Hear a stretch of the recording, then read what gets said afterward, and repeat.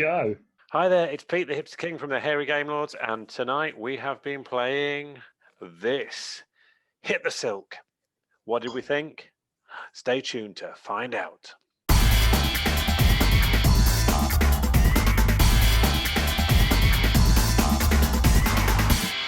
Hit the Silk.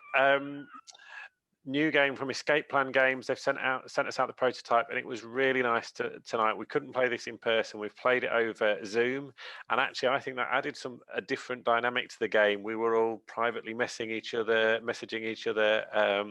offering trades, kind of trying to find out what each other had got. There was lots of private conversations going on. Brendan, yeah, it did work quite well. Did a brilliant job of holding the game and keeping the game moving. And we'll tell you a little bit about what we thought. I really like it's incredibly thematic. The whole idea is you are criminals.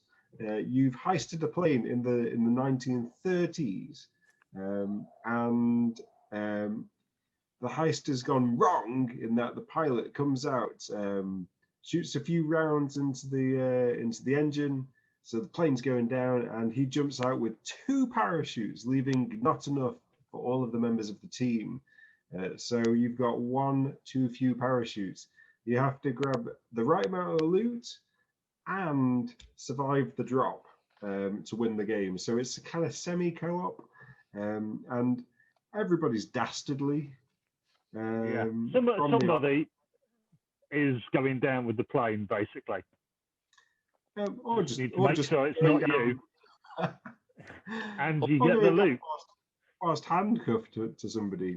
I should explain before we carry on. There are handcuffs in this game, and kind of the intent is that I think you're supposed to handcuff other people to each other, so you have an advantage. For some reason, I think every time we use the handcuffs, we were handcuffing ourselves to somebody else. For better or for worse. I think it's just you two actually who are doing that. Possibly. There was a moment when me and James jumped out of the aeroplane. Only one of us had a parachute. And James didn't, and we both fell to our death. I was majestic dead weight. It was a fantastic moment. It was hilarious. As we went, "Hey!" And then they looted our corpses at the bottom. They were so dived out of the plane. It was just fantastic.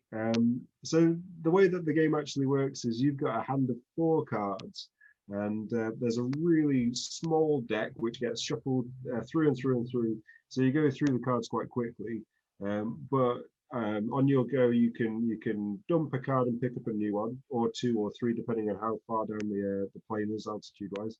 You can use your cards, so you could shoot somebody if you've got a gun and a bullet. You can punch someone in the face. You can handcuff people to yourself if you so wish. You can take poison your friends, and you can take antidotes.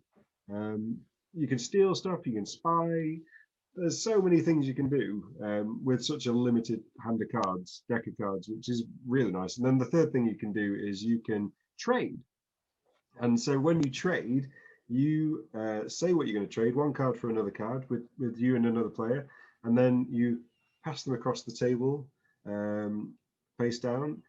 Heads up, don't ever trade with Chris Winterburn. Don't do that. Never a good plan. Yeah. And so he will stitch you up like a kipper. So I think the thing for me with this, like the thing that is stuck with me from this, is essentially it's built a little playground where you can do loads of weird things, like handcuffing 3 people together in a board game, which works over Zoom, and you can shoot your friend, and you can dupe each other into taking flannels, but you probably wouldn't. You would probably then use those to get some better stuff in your hand, I hope. But yes, I think I like the way the game it escalated nicely. So at the start of the game, you're just trying to work out kind of what people have got. You've got obviously at the start of the game, you're given a random set of cards. You keep you keep 4 of them. You discard 2. And people see what you're getting rid of, which gives them a little bit of an idea of if you're getting rid of that, what must they have, and gives you some kind of idea of how they might be playing. So often, I think actually we got rid of. A lot of people were getting rid of the steals and the spy cards, which we very rare. So you think, people and must the have, money. and some of the money was given off early as well. I like the way that when you start playing those cards, which is the way that you get to grab things from people or doing, the sort of action cards. Immediately playing a card has a negative impact on the plane, and the plane starts to drop. And then there are key points throughout the game where you get to a certain height, and you have to. There's an option to hit the silk, and you have the vote. Are we going to jump or not? And sort of balancing that and trying to work out, is there enough? But if on both occasions, I tried to force that to happen because I knew I'd got probably enough money. I'd been watching what people had got and who had got the parachutes, and so I was thinking. So one of the really nice bits is there's some poison, and if you give somebody poison, I had the poison, so I gave Chris the poison because I knew between the 2 of them that were together, Dave and Chris, who were handcuffed together, there was at least 1 parachute between them and possibly 2. I definitely got a parachute. So if I gave Chris the poison, he needed to get off the plane if he couldn't get hold of the antidote. We were coming, that one took us to 9,000, which meant we had to have a jump. And it's that kind of that and have that vote. And he's got to then decide, it's sort of pushing him to jump as well. So it was, there's all those calculated risks you do in these kind of social deduction and kind of trying to. There's a lot going on in this game for in some respects in terms of trying to work out what people are doing and when are you going to play that card that is kind of playing the whole of your game. That was my game. I'd got to try and do that. I'd got a parachute because sooner or later somebody's going to handcuff me to somebody that I don't want to be handcuffed to. I might get shot because I was kind of sticking out the edge a little bit and not getting too involved in all. I was trying to keep myself to myself because I'd got a parachute and I'd got 40k. So that was a good way towards the win. But once you play that card that opens it up, you've got to hope that you've got the other bits right, otherwise you're stuffed. So I really like the kind of that interplay, and there is a fair bit of take that, but it's fun. It's not nasty take that. It's all because you're going to get it back, or somebody might kick that out of your hand, or they might throw the knife at you if you try, or they might have a gun and a bullet, and you're in trouble next. So it's kind of there's all of that going on, but at the same time, you need enough of you because you need enough money to get off the plane. Otherwise, you're not going to win. So it's. Because you need to pay off the mob boss who wants to kill you anyway. So it's really nice.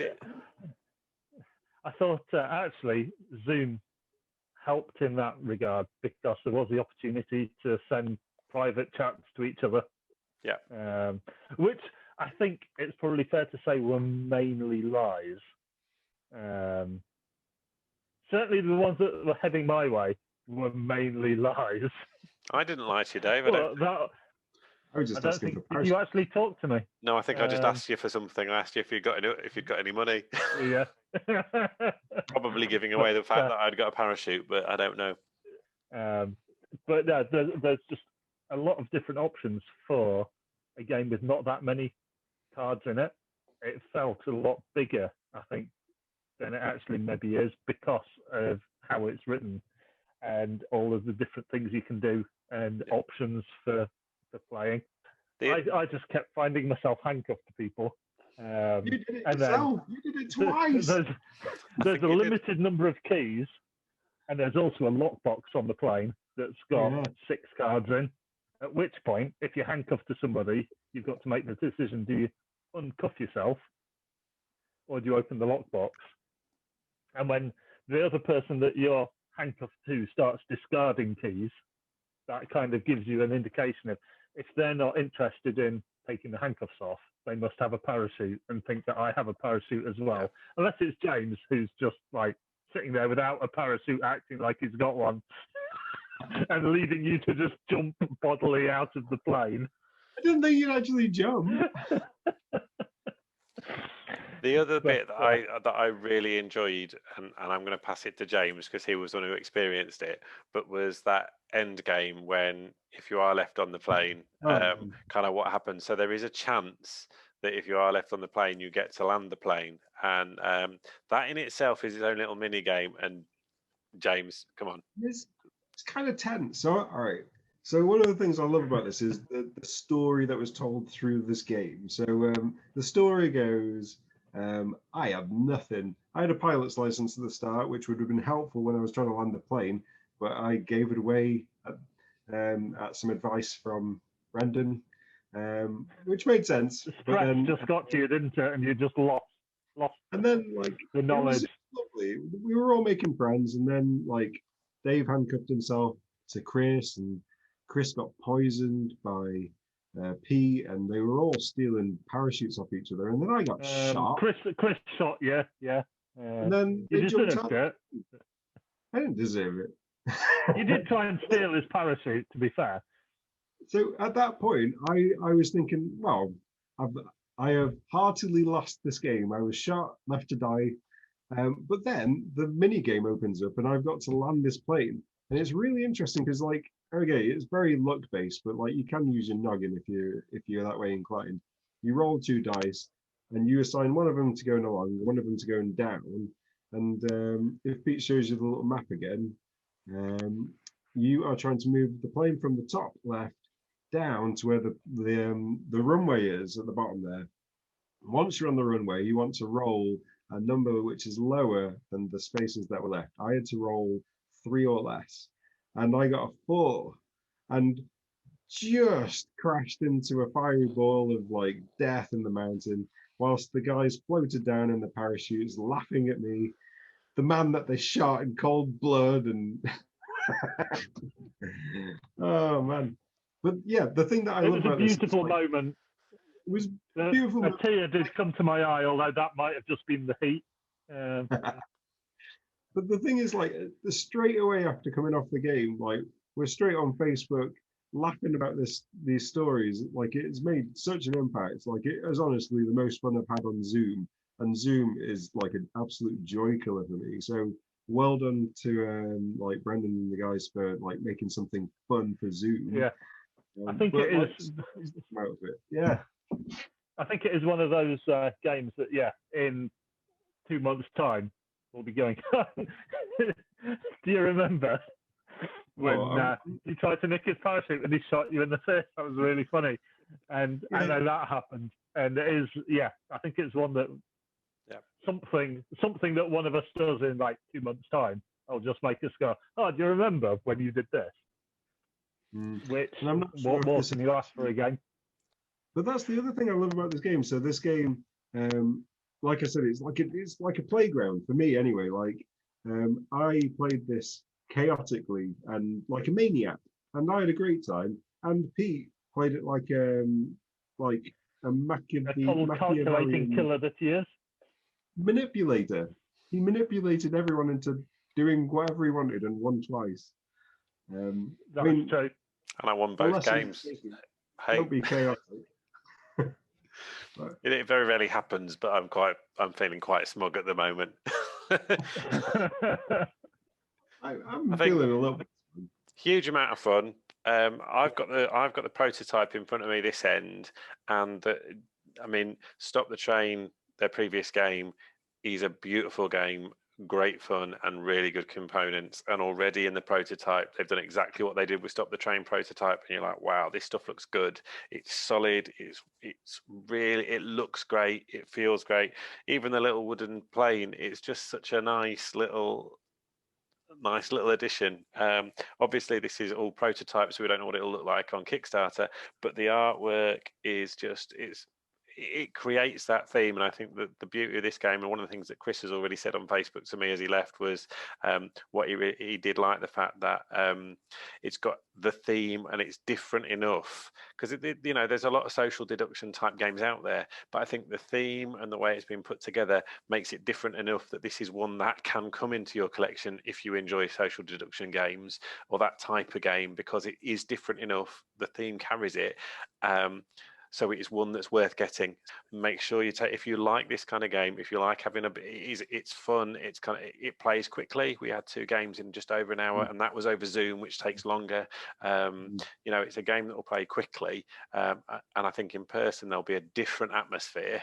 But we had a blast playing this on Zoom. Can't wait to play it in person when we're allowed to. And this is definitely one to check out.